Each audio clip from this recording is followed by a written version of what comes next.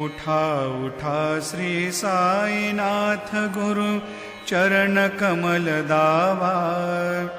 आधि व्याधि भवताप वारुणी तारा जड जीवा।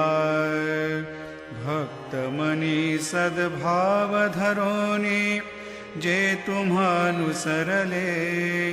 ध्यायास्तवते दर्शन तुमचे द्वारी उभे ठेले।